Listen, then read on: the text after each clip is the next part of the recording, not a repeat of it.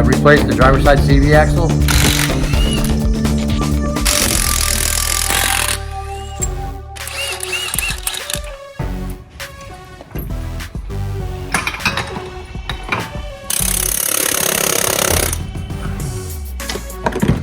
The inner boot was busted and it was leaking grease, and it was knocking when you turn the steering wheel to the left. It just lubricates so the soot doesn't break the transaxle seal.